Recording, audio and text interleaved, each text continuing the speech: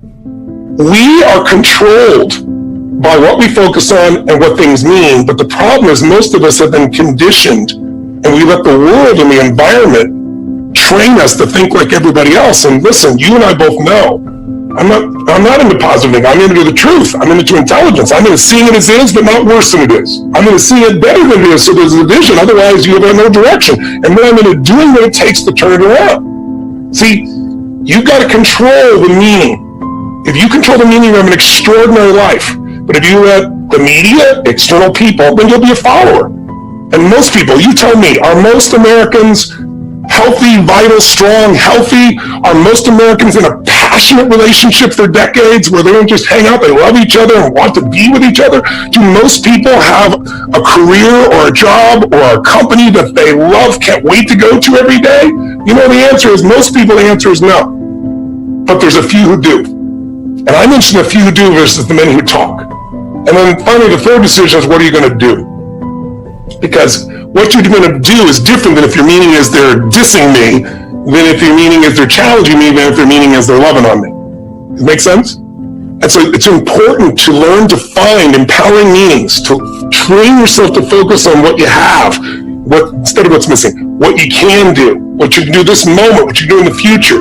Those are just a couple samples. And if you do that, you're going to be in a state where you're going to know what to do, or you're going to learn what to do quickly. And if you don't know what to do, trust your gut and take some kind of action. You go, what if it's the wrong action? You'll find out quicker and you can change again. But if you sit on the fence doing nothing, it'll just create frustration or fear, anxiety.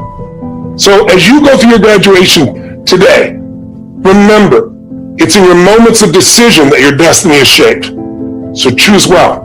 And as you do, choose in a way where you're kind to yourself and kind to others, and where you trust that there's something in you larger than your mind. There's a spirit and soul inside you that can guide you. You can ask for that guidance and you can trust in that guidance. And that does not mean you're always going to make the right choice, but it does mean that you can learn from everything. And in the end, life's not about just being happy, right? If you're happy all the time, your face hurts. If you're smiled so much for so much, your face hurts. We need balance. What we really need is a life of meaning. And that's a life where it's not just about you. It's a life of service. If you can find something or someone that you care so much for, you'll do anything for them, then the greatest part of you will come out. It could be a mission for your community. It could be for the world. It could be your family. It could be your friends. It could be your lover. It could be anything. Could be in the future, maybe your children. But if you can find something you care about more than yourself, you're not going to suffer. Because in the end, there's only two options: suffer or grow. If you're suffering, you haven't grown yet. And so grow into a new set of beliefs that take you beyond the focus of limitation to what's truly possible. So congratulations. This is a beautiful day. Even though it may be challenging in all kinds of ways, remember, a worthy opponent what creates a great hero. And you've got a great story to write in the life of your life. You've already written a beautiful story to start with, but I really trust and send prayers and faith and love that you have create the most compelling future possible, and that you build a life that is truly magnificent on your terms. Lead, don't follow. God bless, and live with passion. If this body is dying and you can make peace with that, is this you? Is this who you really are? And then it opens up the question, who are you really? Are you this body? This body every 7 years changes. You know, the cells change every 7 years, regenerate. So literally after 7 years, you have a totally different body, a totally different cellular structure. Technically, you are a different person. And so are you just this body? Are you just your past? Are you just your memory? What am I? Who am I? And so I think this is the question. And so for me, death, the real death, is not just the death of this physical body, because I believe that what we are is not just this body. We are something more than this physical body. I think the real death is the letting go of the attachment and the identification of this conditioned sense of self that we have learned to be based on our past, based on our experiences, based on our childhood, based on our conditioning, based on what our parents told us. You're this kind of person, you're not this kind of person, you'll never make it, you're stupid, you're amazing, you're great, you're not good at math, you're not a creative person. And so we identify with these thought forms, and we identify with these belief systems, and then we hold tightly onto this sense of, identification as a sense of me. And so really I like to question people and ask you, is who you are who you really are? You look at a child is in touch with its innocence. A child is in touch with his or her aliveness. It will dance naked. It's not thinking, am I fat? What do you think? It's just that's freedom. That's liberation. That's freedom. They're in touch with, I like to call it the divine, their essence, their soul. There's a free expansiveness that they're in touch with.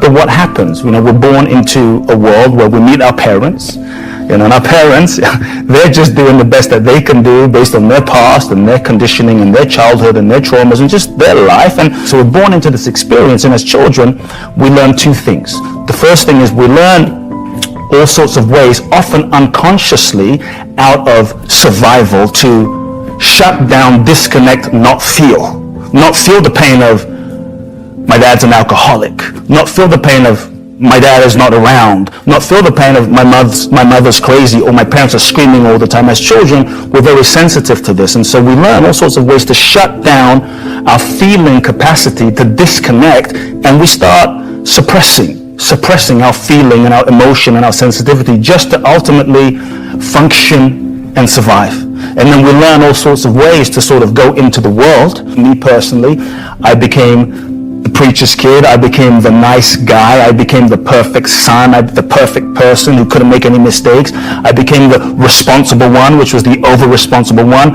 So we learned to develop all of these roles, that we kind of suppress our feelings and our pain, and we develop all these roles to ultimately function and survive. So we contort ourselves into a certain shape to avoid pain, to get love and validation and approval. We contort ourselves into a certain shape, and then we identify with the shape that we've become, thinking, this is just who I am.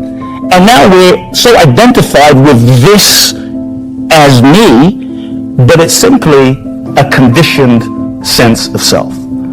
And so the more tightly we're holding on to this way of being, because maybe it worked for us when we were 5, it worked for us when we were 8, it worked for us when we were 10, but maybe it doesn't work for us when we're 22 or 25 or 27 or 30 or whatever the age is. So often what worked for us when we were younger doesn't work for us as we're older. And so I think the degree to which we're identified as the sense of self inhibits our sense of freedom, inhibits our sense, our ability. Many people, we feel like that we have so much potential. I think there's many folks listening, and that we feel like, God, there's so much I want to give. There's so much I want to love. There's so much I want to do and express, but it doesn't get out because it's trapped inside of this sort of identification and these patterns of conditioning. So for me, I think one of the things that keeps us stuck in a simple level are all the ways we lie to ourselves. All the ways we bullshit ourselves, all the ways we don't tell the truth to ourselves, all the ways we rationalize, I'm in a relationship and it's not so bad. It's okay. I should be grateful, and the truth is, we know it's not aligned. Or maybe someone's working a job that they deeply hate inside, where they're compromising their integrity, but they're afraid of, how am I going to survive if I'm really honest? What it takes today to live a long and healthy life, it's so multifaceted.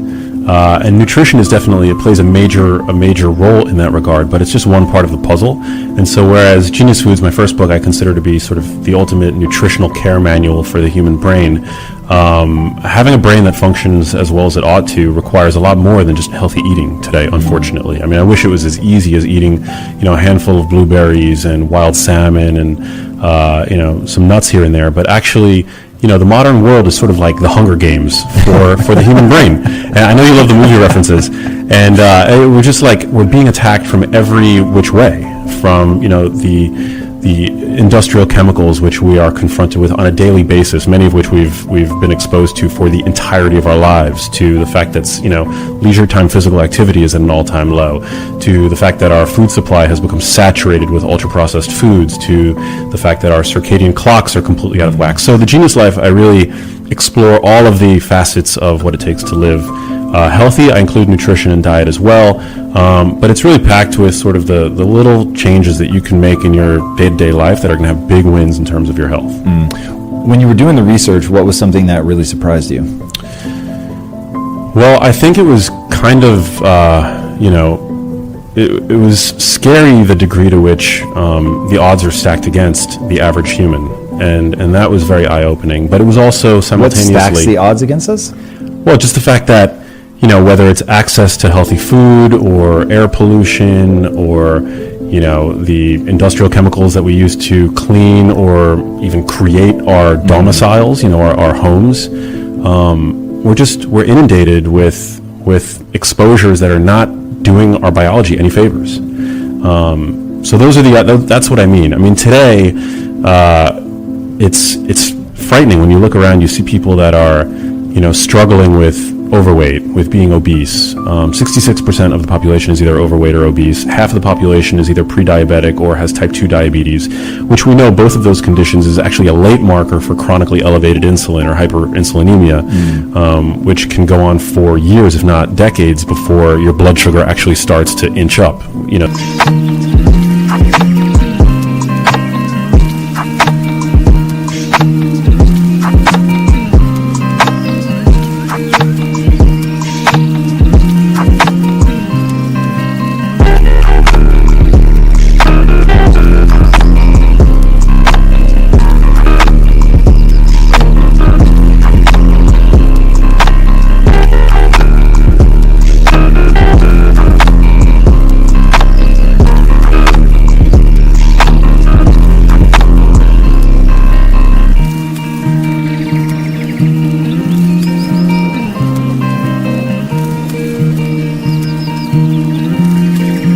To a degree that a doctor would measure it. People are not well. If you live to the age of 85, you have a 1 in 2 chance of being diagnosed with Alzheimer's disease.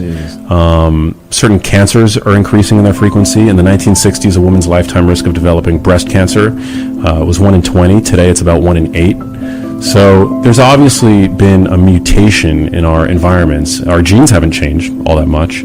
And yet the default state for any organism is health. But you look around and people are not healthy. People are not feeling well. When you look in the mirror, I want your listeners to kind of introspect for a minute and ask whether or not you feel healthy, whether or not you feel virile and vital and well.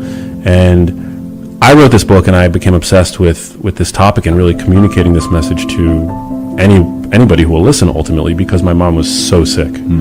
And I feel in many ways that she was the canary in the coal mine for the modern way of life.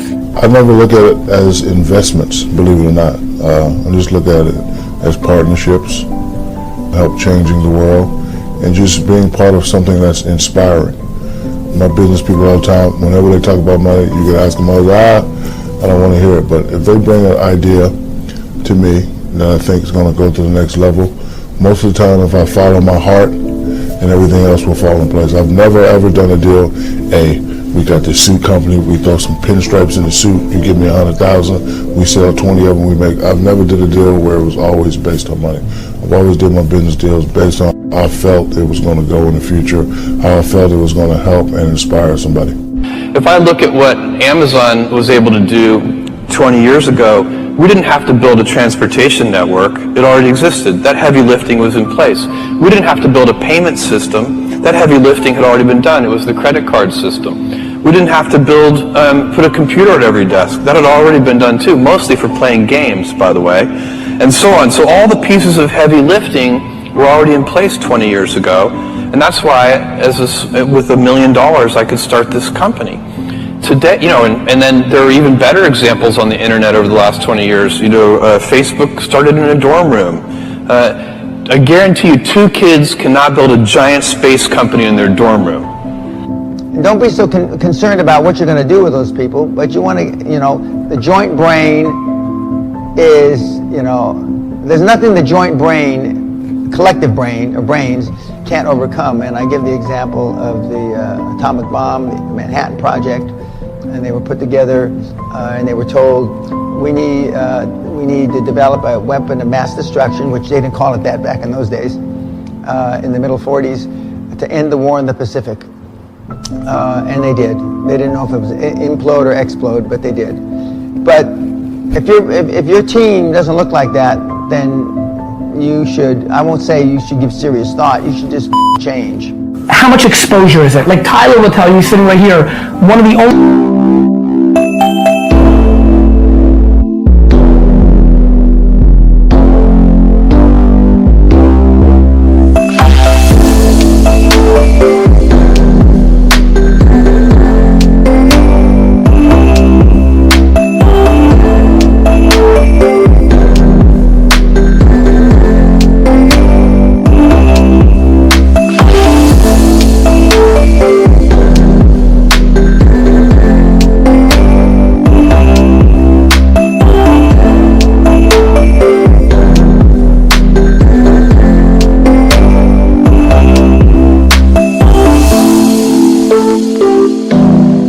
times I still do free work is if it's massive exposure. There are 49,000 people in the audience. I'm like, oh, it's a lot of exposure. You know, like it's live on, you know, it's during the Super Bowl. Like I'll pay somebody to put me in a Super Bowl commercial, right? Like when I get exposure, or, and that's where I'm at now.